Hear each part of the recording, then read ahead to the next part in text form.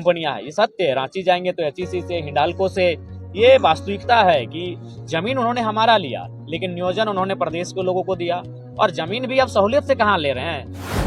क्या डुमरी मॉडल वो देखने को मिलेगा 5 साल का? क्या आप लोग का फोरकास्ट जी, है? डुमरी मॉडल बिल्कुल देखने को मिलेगा, और उसके लिए हम लोग बहुत सारी योजनाओं को बेहतर सिस्टमेटिक तरीके से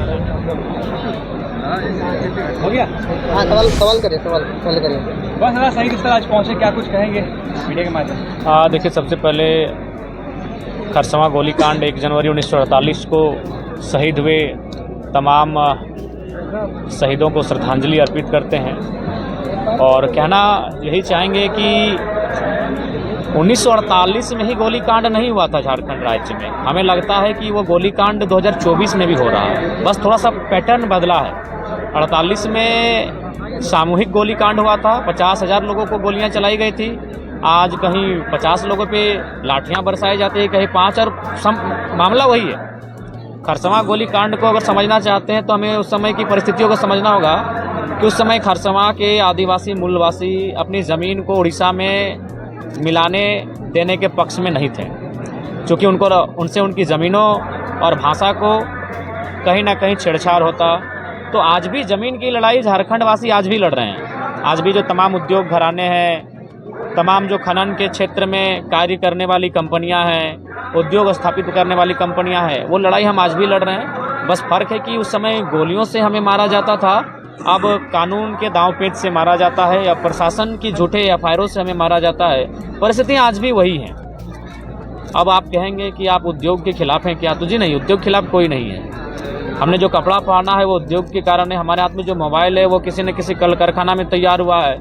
हमारा बस यही एक मांग है कि जो लोग रैयत अपनी ज़मीन देते हैं, जो ज़मीन देकर विस्थापित हो जाते हैं, उनको पीढ़ी दर पीढ़ी नौकरी मिलना चाहिए। इसलिए मिलना चाहिए कि वो ज़मीन उनके पिताजी करते थे, पिताजी से पहले दादाजी करते थे, दादाजी से पहले दादाजी करते थे। तो उस ज़मीन को जब हम उद्योग को दे रहे हैं, उद्योग के घरानों को दे रहे हैं, तो एक नियम ये होना चाहिए कि जब तक वो उद्योग वहाँ खड़ा रहेगा, चाहे वो टाटा रहे, टिस्को रहे, या बीसीसीएल रहे, सीसीएल रहे, या कोई कंपनी रहे, जब तक वहाँ उद्योग का और कंपनी का कार्य होगा, तब तक 3rd और 4th ग्रेड की नौकरी ज़मीन देने वाले रैयत परिवार को मिलना चाहिए।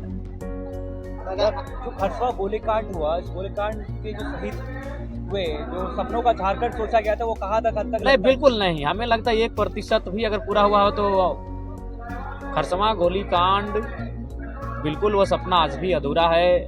जिस उम्मीद के साथ झारखंड के लोगों ने शहादत दिया है, शहादत देने का ही मतलब था सुशासन की व्यवस्था। सुशासन की व्यवस्था मतलब हमारी अपनी पारंपरिक व्यवस्थाएं, लेकिन आज विशेषकर कोल्हान में आप अक्सर देखते हैं जिस प्रकार की समस्याएं सामने आती हैं, जिस प्रकार से दमन किया जाता है, तो सुशासन व्यवस्था आज भी नहीं है। और जो लड़ाई थी वो सुशासन व्यवस्था की लड़ाई थी, वो लड़ाई हक अधिकार की थी, और हमें लगता है कि आज पुनः उस लड़ाई को आत्मसात करने की आवश्यकता है। पेशा कानून के बारे में बार बार बात होता है, अभी फिर से जो ये बात उठ रहा है, पेशा कानून पर आप क्या पक्ष रखते हैं? बिल्कुल, पेशा कानून ही मजबूत करेगा जो आदिवासियत परंपरा है, जो आदिवासियत रीति रिवाज है। पेशा कानून का जितना कड़ाई से, जितना मजबूती से अनुपालन होगा, उतनी ही आदिवासियत का संरक्षण होगा। और नहीं तो आज देख सकते हैं, रांची एक समय आदिवासियों की सीएनटी ज़मीन हुआ करती थी, आज वहाँ आदिवासी नग्न हो गए। धनबाद, बोकारो, ऐसे बहुत सारे जगह हैं जहाँ आदिवासी मूलवासी लोग बस बसाव था उनका उस भौगोलिक सीमा में, आज वो विस्थापित हो चुके हैं। कहीं डैम बनने से, कहीं उद्योग बनने से, तो कहीं अन्य राज्यों के लोगों के प्रभाव से वो धीरे धीरे अपने गांवों को छोड़कर सीमित हो गए हैं, संकुचित हो गए हैं। तो पेशा कानून जैसे कानूनों को कड़ाई से अनुपालन ही आदिवासियत संस्कृति का संरक्षण करवाए। दादा, आपका एग्रेसिव को लेकर के पूरा झारखंड में चर्चाओं का चर्चा चल रही है, इससे क्या कहें? देखिए, हमें लगता है कि एग्रेशन आवश्यक है झारखंड के लिए। अगर मान के चलिए आप नियम से चरणबद्ध तरीके से अगर झारखंड में काम हो जाता, तो एक यूथ लड़कों को एग्रेशन करने की जरूरत नहीं थी। हमें भी अपने घर परिवार को देखने की आवश्यकता थी। शायद इस बार जो 2024 का चुनाव हुआ, इसमें 81 में, शायद, मैं कंफर्म नहीं हूँ, शायद मैं पहला कुंवारा विधायक हूँ, तो शायद हम अपने परिवार के बारे सोचते हैं, हम अपना जीवन संगिनी के बारे सोचते हैं, लेकिन वो सब छोड़ के हम एग्रेशन की बात करते हैं। एक युवा विधायक जो पहली बार विधायक बना है, जिसे गाड़ी की सुविधा मिलेगी, जिसे आवास की सुविधा मिलेगी, जिसे तमाम भत्ता की सुविधा मिलेगी, और उन सुविधाओं को छोड़कर वो कांटों की रास्ते को चुन रहा है। वो रात 2 बजे सबसे टकरा रहा है, वो माफियाओं से चुनौती दे रहा है। तो कारण यही है कि झारखंड का इतना दोहन और दमन हुआ है, झारखंड के लोगों का इतना उत्पीड़न हुआ है कि आज हम लोग एग्रेशन की भाषा में बात करने लगे हैं। जिस तरह बीसीएल वहाँ पे बीसीएल से जो लोग परेशान है, यहाँ पे टाटा स्टील बिल्कुल हर जगह, धनबाद की बात करें तो बीसीसीएल से, अगर बोकारो की बात करें, रामगढ़ की बात करें तो सीसीएल से, और जमशेदपुर की बात करें, सरायकेला की बात करें तो जो तमाम उद्योग हैं, चाहे टिस्को रहे, टाटा रहे, उषा मार्टिन रहे, और जो कंपनियां हैं, ये सत्य है। रांची जाएंगे तो एचईसी से, हिंडाल्को से। ये वास्तविकता है कि जमीन उन्होंने हमारा लिया, लेकिन नियोजन उन्होंने प्रदेश के लोगों को दिया। और जमीन भी अब सहूलियत से कहाँ ले रहे हैं, जमीन तो डीएसपी साहब को बगल में खड़ा करके, थानेदार को बगल में खड़ा करके, लाठी के दम पे लठेत खड़ा करके अब जमीन ले रहे हैं। इसीलिए मैं विरोध कर रहा हूँ ना, मैं उद्योग का विरोधी नहीं हूँ, मैं उनकी उस क्रिया का विरोधी हूँ, मैं उनके उस व्यवहार का विरोधी हूँ, मैं उनके उस तरीके का विरोधी हूँ। जमीन आप लेना है, जमीन उद्योग कहाँ लगना चाहिए, जहाँ बस बसाव कम हो। अभी देखिए जादूगोड़ा का मामला, 7 गांवों की सर्वे रिपोर्ट क्या कहती है कि जो वहाँ यूरेनियम का खनन होता है, उसके रेडिएशन से मानव जीवन में इतना प्रभाव पड़ा है कि 47% यानी 100 में 47 महिलाएं मां नहीं बन सकती है। मां बनने के लिए उसके अंदर एक क्षमता जो होती है, उस क्षमता को ही खो चुकी है। 100 में 47 यानी 50%, आधा मान के चलिए, आधा महिलाएं मां ही नहीं बन पाएंगी।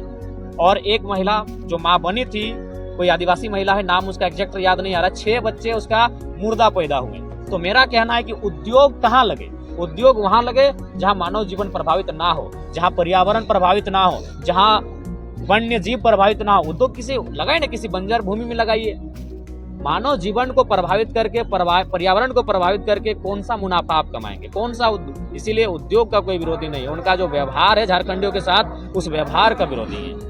जयराम जी, नया साल आ गया है, किस तरह से आगे अपनी पार्टी को लेकर आप अपने काम किस तरह से करिएगा? क्या देखिए, हम लोग नितांत अपने कर्मों पे फोकस करेंगे।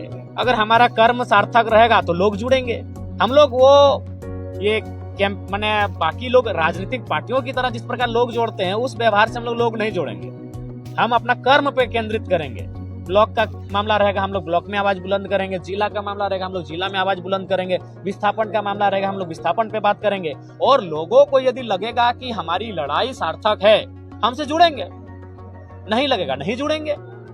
जिस तरह गुजरात मॉडल के दम पर पीएम नरेंद्र मोदी जी पीएम बने, क्या डुमरी मॉडल वो देखने को मिलेगा 5 साल का? क्या आप लोग का जी डुमरी मॉडल बिल्कुल देखने को मिलेगा, और उसके लिए हम लोग बहुत सारी योजनाओं को बेहतर सिस्टमेटिक तरीके से लाने के लिए चरणबद्ध हैं।